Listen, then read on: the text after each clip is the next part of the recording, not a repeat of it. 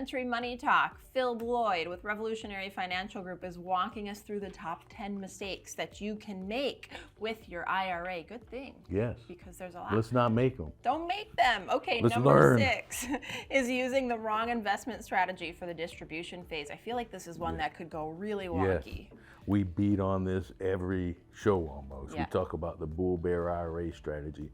So simply, when we're in a bull market, we would like to take the withdrawals from the increasing value of our equity performance. When we're in a bear market, we want to leave the equities alone because typically in a bear market, the equities are in decline. So we need to take the income, we need to switch our income from coming out of the assets that are based more in a low risk where they're not fluctuating as much. And that's the better way to go. So.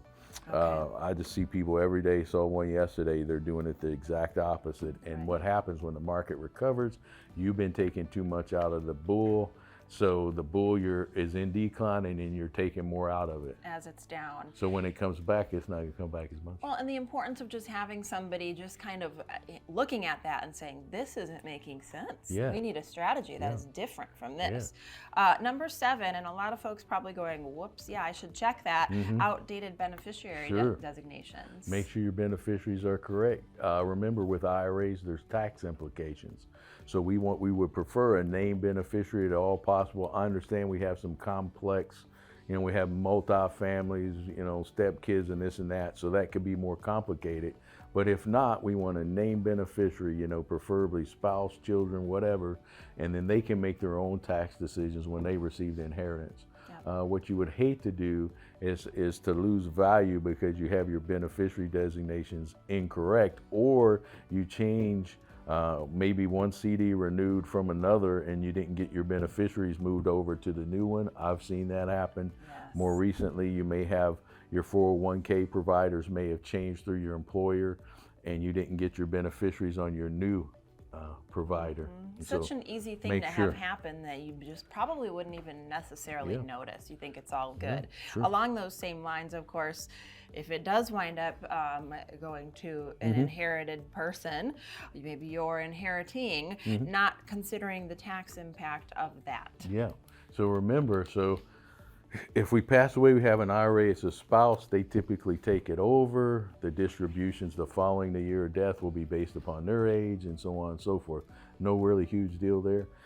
When it goes to non-spouse beneficiaries, then there's some issues as far as taxes. So we want to make sure that we understand that, and please call and I'll go through that with you. But there's been some changes recently with the Secure Act 2.0. 2.0. So, well, that's the thing. Things are just constantly changing. So it's really hard to keep up with unless you have a professional navigating all of this for you. And then, of course, we need to talk about number 9 is potential negative impacts of required minimum distributions. And this can get a lot of people, in retirement. Yeah, there's a penalty. We don't like that word, penalty. So again, with the Secure Act 2.0, if I was born 1951, 1959, or whatever prior to that, my required minimum distribution age is 73. So I have to take distributions the year following, by April 1st following my 73rd birthday. There's some issues with that too. I'll get into that maybe another show or something. But just remember 73 for the most part, because a lot of people still think it's 72. It changed to 73. And if I was born later than 1960, it's actually going to be age 75 for minimum distribution until they change that. Oh my goodness. Okay, lots to keep track of. Okay. Another one as we just about close out the show here, and we'll tell you how to have this all taken a good look at if this sounds a little bit daunting or maybe like a mistake you're making. But here's something that I've learned from you, Phil.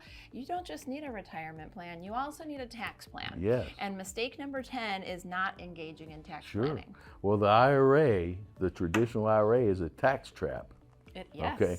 So if you don't do tax planning, you're going to be in for a big shock when you start taking distributions.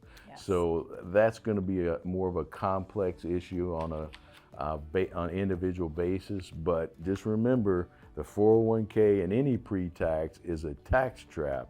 So you have to be very careful. Absolutely. And the Make good a news plan. is you can plan, and you can plan with the help of the professionals. Revolutionary Financial Group does a revolutionary wealth review, and you bring everything in. You have them really just take a look at everything that you have going on. They'll find you great ways to save money, make more, save more, and just have a better retirement picture. Right. I think it's really important. And avoid these mistakes. Just avoid these, especially the top 10 now that we've told you about them.